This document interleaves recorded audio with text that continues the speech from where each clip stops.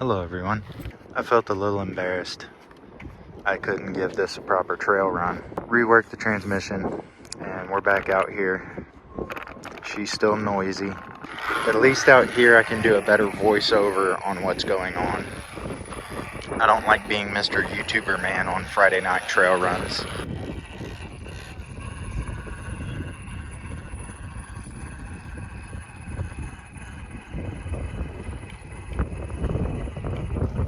I'm coming down in this crevasse because I want to kind of get out of the wind a little bit. But also this is a pretty fun place to come play around in with some scenic views. To get into an explainer and kind of show off one of the things I want to talk about. Hung up on a slider. There we go, just power through. Yeah. She doesn't sound happy doing that.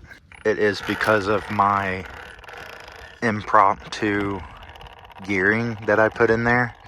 If I can think about it before I edit this video, I will get a bench shot of the transmission and how I put it together and how stupid I am with how I put it together. But I will say, I am having an absolute blast with Miss Plastic Fantastic here.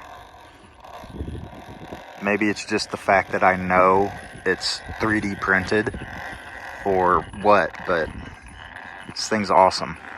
Another thing I want to state is that this thing has some capability locked away in it. That's why I want to go through the, I guess you could say, difficulty of trying to, I gotta pick up that water bottle after this. Going through the difficulty of re-engineering the transmission for myself.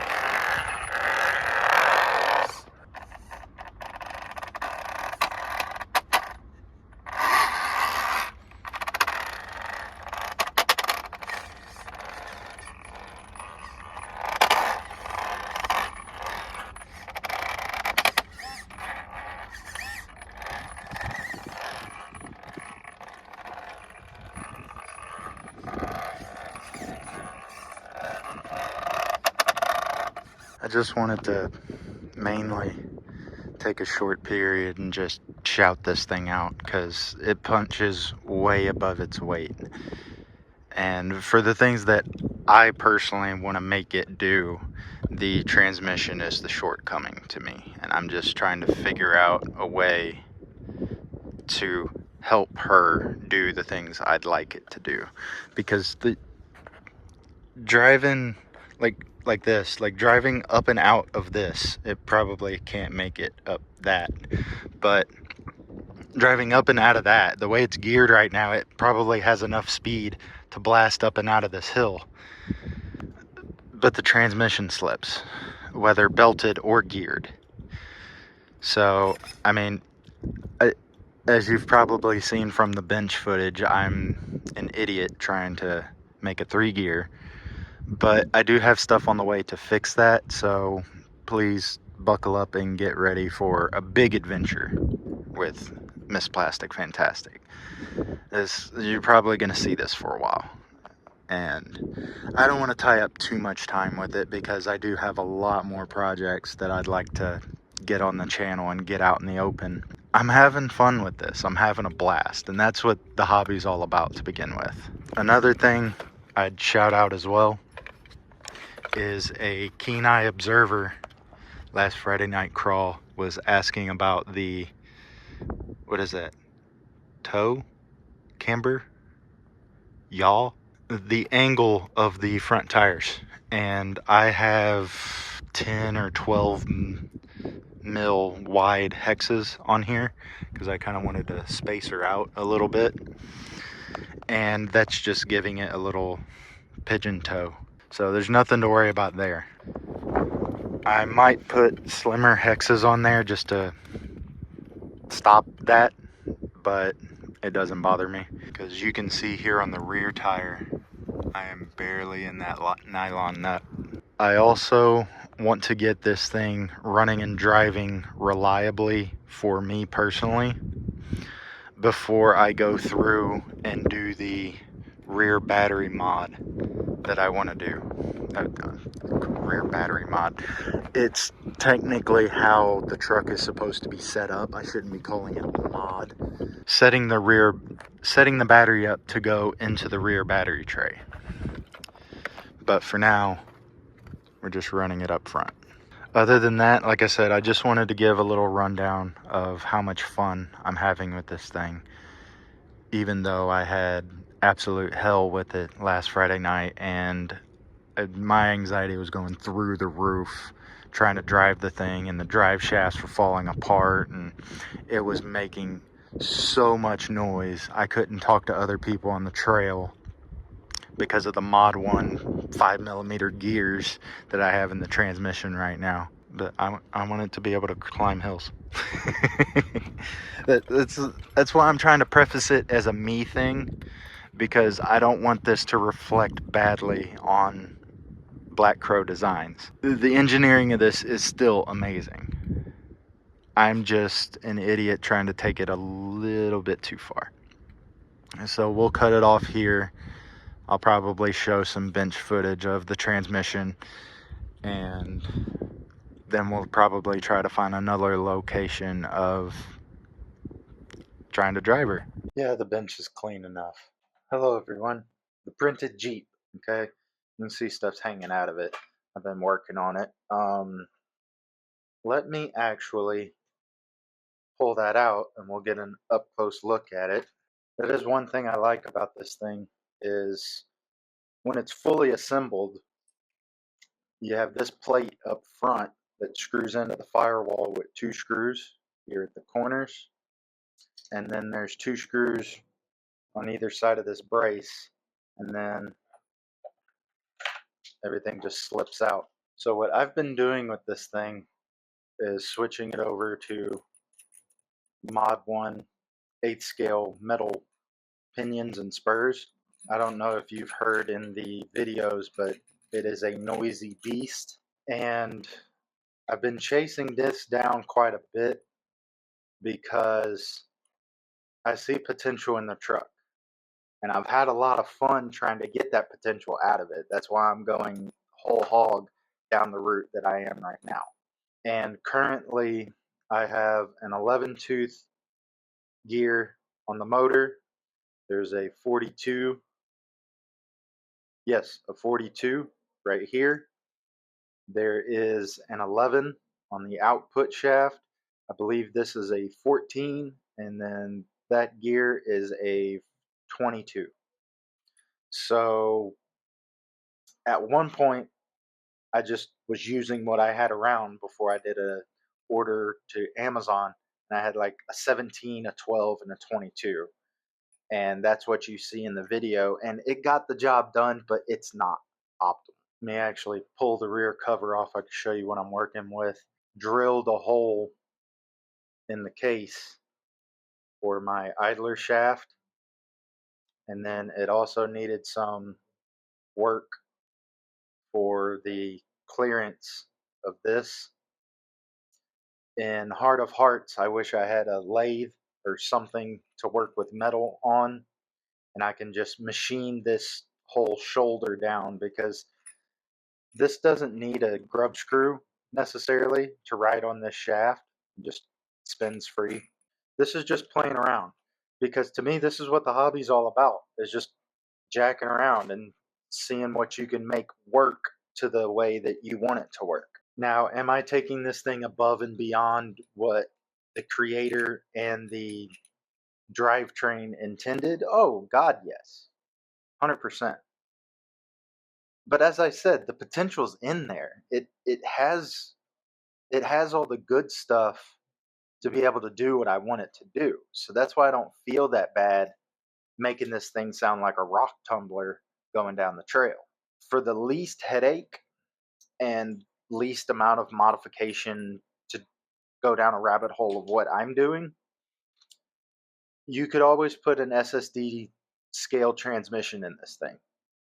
But the reason I personally haven't gone down that route is the price. SSD scale transmission at the time of this filming is about $150.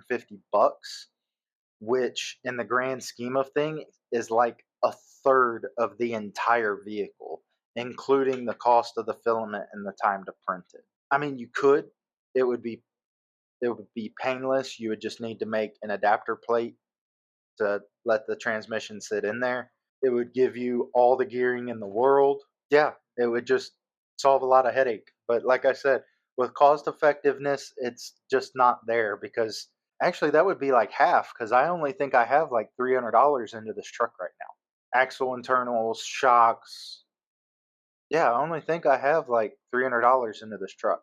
But that's only because I spent the money and printed the links out of nylon. Those are like, that's like 15, $20 more than normal filament that I buy, which isn't bad. The carbon fiber filament, I think, is like 5 or $10 more than your normal filament. The ABS is starting to get down to the price of PETG. Depending on which TPU you get, TPU can be expensive. Oh, would you look at that? I didn't even realize I broke the windshield hanger. I just wanted to do a bench check-in on this and give you an update on where it is on that. I feel good enough with the gearing here that I want to take it out on one last trail run because I want to get like a full battery pack's worth of driving on this thing to show you guys. And she just doesn't want to cooperate with me. On the longest trail run I did, the Element drive shafts, the used Element drive shafts that I picked up, started disassembling themselves on the trail for some odd reason. Never in my life had a problem with Element or Axial or any stock takeoff drive shafts, but for some reason you put it on this thing and they start disassembling themselves. I got the cut to length drive shafts. As a matter of fact, let's put this bad boy back in there. I'll show you how to assemble these drive shafts. Okay, we got our transmission back in. Take our drive shaft. I would recommend looking at the orientation because if I put this output at the transmission side, that would mean rocks can catch this lip and get us hung up. So let's put that towards the axle side. I don't know why you're giving me trouble. That's a stock axial pinion. Never had that problem before. Anyway, you shouldn't have to drill anything out when you install these. I did for some odd reason. But you will place this on here. Axle drive shaft pins included in the baggie. Just to show you guys, this is one that I had randomly laying around on my bench. That goes right on there. And I don't know why this one's giving me trouble. And screw it in. You will then repeat that process on the other side. But first, I would recommend taking this grub screw out for this rod. What this is supposed to look like is you take this grub screw out and you're supposed to pull them apart. I have vice grips on this thing trying to get it out, and for the life of me, I've put 3 sets of these together. For the life of me, I don't know why this package is giving me such a fight, but I'll pause it here and get the first one done to see what's going on with this package. Got the rod loose. I even sanded it a little bit to let it go in a little easier. But what I do, put it in that end, and then eyeball mark it about right there. Then I'm going to take my mini bandsaw and cut it on that mark. And just so I don't have any issues going forward, we're going to give this a light sand with a disc. Don't worry, safety squints were engaged. We should be able to slip this back where it goes. With these drive shafts, you want to make sure it's engaged in the U joint, I guess is what you would call that. but you also want to make sure it's not pressed far enough forward where it's going to make contact with that ball. It's better late than never to highly recommend Loctite for all the parts you're putting in. Make sure your grub screws are aligned so that your drive shaft is in phase, and you got a drive shaft. I'm going to do the rear one off camera. Actually, I'm going to cut back in here real quick. Can you believe this?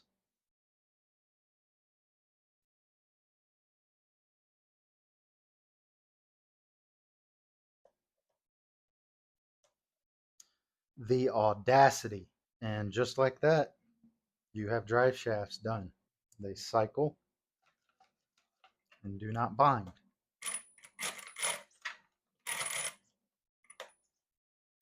Yeah, she's noisy and unreliable at the moment, but like I said, I see potential in this truck and I want to extract it, and I'm having a fun time doing it.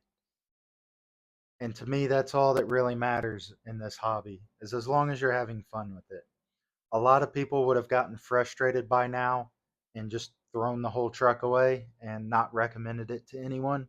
With the stock gearing and stock transmission that is belt driven, it is geared really, really fast, but also I've read over more of Mr. Black Crow Designs instructions and how to's, and he has really designed this project to bring families together and give hobby opportunities to people like veterans, disabled people, and just people who may not readily be able or willing to go into a hobby shop as their first place of interest for things like this. They'll just go online, find a project like this, and hey, the files are free. I have a printer. Why don't I just put this together? So I highly respect him and what he has done, the engineering and level of detail that is put into this project. I give it 2 thumbs up from the RC Underdog bench. I do have another one in the works that I was planning on putting metal links under and actual 10-2 style axles. You know, maybe for the hell of it, I'll put an SSD transmission in that. I'll probably get one more running video out of it. I have to move on to other projects. So, in closing, I love this truck, but I've had to do a lot of work to it. I hope you enjoyed all this, and I'll see you all in the next video.